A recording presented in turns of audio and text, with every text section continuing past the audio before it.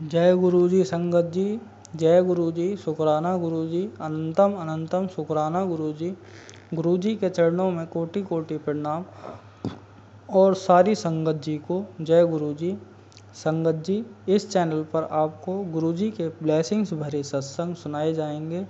गुरु जी की प्यारी प्यारी ब्लेसिंग्स लेने के लिए और ब्लेसिंग्स भरे सत्संग को सुनने के लिए गुरु जी के सत्संग चैनल को सब्सक्राइब करें और बेल आइकन को प्रेस करें ताकि न्यू सत्संग वीडियो अपलोड हो तो आप सुन पाएँ और गुरु जी की ब्लेसिंग ले पाएँ।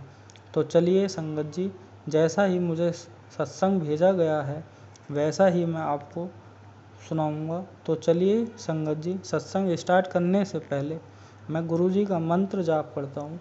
ओम नमः शिवाय, शिव जी सदा सहाय। ओम नमः शिवाय, गुरु जी सदा सहाय। जय गुरु जी, शुक्राना गुरु जी।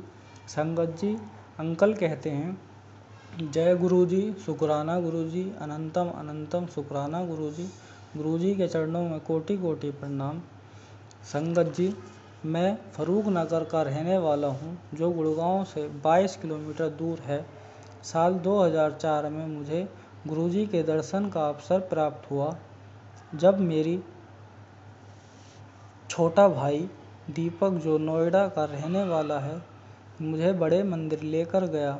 गुरुजी के बड़े मंदिर जाना हमारा भगवान शिव से पहली बार मिलना था। गुरुजी के पहले दर्शन संतोष प्रसन्न थे।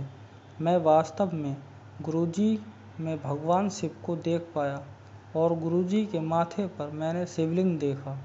गुरुजी के चरण कमल स्पर्श करने से ही मेरे हाथों में दिव्य सुगंध आने लगी। यह इतना अद्भुत अनुभव था कि मैंने सार्वजनिक परिवहन लेकर नियमित रूप से सप्ताह में एक बार जाना आरंभ कर दिया। गुरुजी के दर्शन प्राप्त होने से पहले मैं मंदिरों के चक्कर लगाया करता था, पर मुझे शांति नहीं मिलती थी। गुरुजी की शरण में आने के बाद मैं सारे मंदिर भूल गया और बस गुरुजी के भगवान शिव में लीन हो गया। जैसा एक भूखे व्यक्ति को खाना मिल जाए तो वो कैसे खुश हो जाता है, वैसा ही खुशी मुझे गुरुजी के दर्शन, लंगर और चाय प्रसाद से मिलती। फरूक नगर के निवासियों को गुरुजी के बारे में पता चला। एक और निवासी ने भी दर्शन के लिए जाना आरंभ किया। क्योंकि उसके पास स्कूटर था, मैं उसके साथ जाने लगा। जैसे जैसे समय बीतता गया, मेरे इलाके से संगत बढ़कर करीब 10 हो गई। जल्दी ही हम टैक्सी भाड़े पर लेकर आराम से गुरुजी के यहाँ जाने लगे। गुरुजी ने संगत के सभी लोगों पर कृपा की और मेरे तथा मेरे परिवार पर अपना प्रेम व आशीर्वाद बरसाया। साल 2005 में दिवाली के त्योहार पर मेरी आंटी को डेंगू हो गया। चिकित्सकों ने सुबह करीब 10 बजे इसका डायग्नोसिस किया और मैंने तुरंत अपने भाई दीपक को फ़ोन किया। वह उस समय बड़े मंदिर जा रहा था। उसने मुझे आश्वासन दिया कि हम गुरुजी की छत्र छाया में थे और कुछ गलत नहीं होगा। फिर वह गुड़गांव आया और हमें नोएडा के एक बड़े अस्पताल लेकर गया। वहाँ चिकित्सक ने हमें कहा कि आंटी की आंखों में रक्त दिखाई दे रहा था और जल्द ही उसके कानों और नाक से रक्त बहना आरंभ हो जाएगा और इस रक्त को रोकना कठिन होगा। चिकित्सक ने हमें उसे एम्स लेकर जाने की सलाह दी। मेरी उम्मीद टूट गई और मैं रोते हुए ज़मीन पर बैठ गया। दीपक ने चिकित्सक को कहा कि उसे आंटी को एडमिट करना होगा और हमारे गुरुजी उसका ख्याल रखेंगे। दीपक ने चिकित्सक से यह भी कहा कि वह बस इस बात का ध्यान रखें कि जो भी इलाज होना हो वो होता रहे। बहुत दबाव डालने पर अंत में आंटी को वहाँ एडमिट किया गया और हमें उसके लिए रक्त और प्लेटलेट्स का प्रबंध करने के लिए कहा गया। गुरुजी की कृपा से तुरंत ही यह प्रबंध हो गए और आंटी को आईसीयू में ले जाया गया। शाम को दीपक बड़े मंदिर गया और उनसे गुरुजी से आंटी के लिए प्रार्थना की और मैं और मेरा परिवार सारी रात आईसीयू में बाहर रहे। सुबह को जब चिकित्सक ने उसकी जांच की तो वह बोली कि आंटी की किडनी और लिवर अब तक बहुत खराब हो गए थे, जिसके कारण उसका शरीर सूज गया था। गुरुजी में पूरा विश्वास रखते हुए हम उनसे प्रार्थना करते रहे। बुधवार का दिन था और मैंने गुरुजी के बड़े मंदिर जाने का निश्चय किया, इस आशा के साथ कि गुरुजी के दर्शन हो जाएंगे। परंतु वहां पहुंचकर मैंने देखा कि दरवाज़ा बंद था।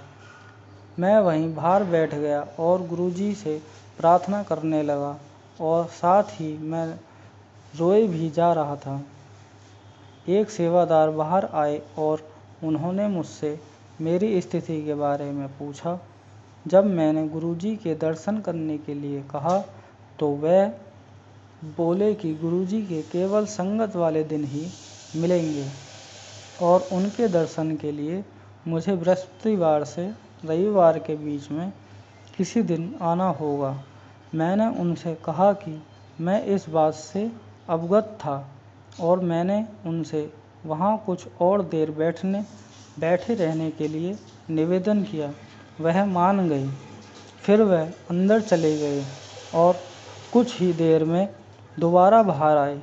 मुझसे मेरा नाम और समस्या पूछी। फिर वह मेरे लिए चाय, प्रसाद और लंगर लेकर आए और बोले कि चिंता करने की कोई आवश्यकता नहीं थी। वह बोले कि आंटी बिल्कुल ठीक हो जाएगी। मैं जानता था कि ये शब्द गुरुजी से आ रहे हैं और प्रसाद ग्रहण करके मुझमें नई ऊर्जा भर गई। जब मैं अस्पताल पहुंचा तो बहुत अच्छा अनुभव कर रहा था, परंतु चिकित्सक ने कोई उम्मीद नहीं दिखाई। उन्होंने परिस्थितियों में ऐसे समझाई, कोई चाहे 7वें माले से गिरे या 5वें माले से, मौत तो निश्चित थी। अगले दिन संगत का था और मैं गुरुजी के दर्शन के लिए मंदिर पहुंचा। अंत में जब गुरुजी से आज्ञा लेने के लिए माथा टेकने गया तो मैं अंदर से रो रहा था और गुरुजी से बोला कि आंटी को डेंगू हो गया था। गुरुजी के निकट एक महिला बैठी हुई थी और गुरुजी ने उनसे पूछा कि डेंगू कौन सी बीमारी होती है। फिर वह मेरी ओर मुड़े और मुझसे यह जादुई शब्द बोले कि ठीक हो जाएगी। गुरुजी का कथन पर्याप्त था, सब कुछ पलट रख देने के लिए था। जब मैंने मंदिर के बाहर चिकित्सकों को फ़ोन किया तो चिकित्सक ने मुझे बताया कि आंटी के प्लेटलेट काउंट में अब पर्याप्त सुधार आया था और 35,000 तक पहुंच गया था। उस रात अस्पताल में आंटी चीखते हुए उठी। जब नर्स उसे देखने गई तो उसने नर्स को मुझे आईसीयू में लेकर आने को कहा। मेरे अंदर जाने पर आंटी ने मुझे अपने सपने के बारे में बताया कि 2 काले व्यक्ति उसे अपने साथ ले जाना चाहते थे। उसने मुझे परिवार के अन्य सदस्यों को मदद के लिए पुकारा, पर हम लोगों ने कुछ नहीं किया और बस वहाँ खड़े रहे। फिर उसने गुरुजी से मदद मांगी। गुरुजी आए और उन लोगों से बोले, छड्डो एनू, इस मतलब छोड़ो इसे। गुरुजी के ऐसे दृढ़ता से आदेश देने पर वह दोनों तुरंत चले गए। हमें बहुत बोध हुआ कि गुरुजी आंटी को बचाने और आशीर्वाद देने अस्पताल आए थे। अगले 15 दिनों में आंटी पूरी तरह स्वस्थ हो गई। जल्दी ही उसे डायलिसिस की आवश्यकता भी नहीं रही। छुट्टी देते समय चिकित्सक ने उसे हर 3 महीनों में नियमित रूप से स्वास्थ्य जांच के लिए आने की हिदायत दी। गुरुजी की कृपा ने मेरे परिवार को बहुत कठिन समय से निकाला। आंटी ठीक थी और हमने गुरुजी के मंदिर नियमित रूप से जाना प्रारंभ कर दिया। ऐसे ही तीसरे महीने जांच के लिए जब आंटी चिकित्सक के पास गई तो उसने कहा कि वह कमजोरी अनुभव कर रही थी। चिकित्सक ने उसे ब्लड शुगर की जांच कराने को कहा। जांच कराकर हमने घर जाने का फैसला किया और चिकित्सक से कहा कि जांच की रिपोर्ट बाद में मेरा भाई आकर ले जाएगा। घर जाते समय हमने गुड़गांव में कुछ जलपान भी किया। अगले दिन दीपक ने मुझे अस्पताल से फ़ोन पर बताया कि आंटी की ब्लड शुगर की मात्रा बहुत अधिक थी, 480 से 580 तक। चिकित्सक की सलाह थी कि इंसुलिन के इंजेक्शन के लिए आंटी को तुरंत किसी स्थानीय अस्पताल जाना चाहिए। उसने हमें यह चेतावनी भी दी कि इतनी उच्च ब्लड शुगर से कोमा लकवा और उससे भी कुछ अधिक भी हो सकता था। मैंने दीपक से कहा कि मैं अभी घर से अपनी दुकान पर आया था और आंटी ठीक थी। जब मैं झटपट अपने घर वापस पहुंचा तो देखा कि आंटी बच्चों को खाना परोस रही थी। मैंने उससे पूछा कि क्या वो ठीक थी। उसने कहा कि वह बिल्कुल ठीक थी। जब मैंने यह दीपक को बताया तो उसने मेरी बात चिकित्सक से कराई। चिकित्सक ने फिर कहा कि हमें जल्दी से कोई स्थानीय अस्पताल जाना चाहिए क्योंकि नोएडा तक आना आंटी के लिए संकटपूर्ण हो सकता था और आंटी की ब्लड शुगर जांच कराने को भी कहा। अगली सुबह जब हम 8 बजे अस्पताल पहुंचे तो चिकित्सक आंटी को इमरजेंसी में लेकर गई और उसकी ब्लड शुगर जांच की, जो अधिक निकली और तुरंत इंसुलिन दी गई।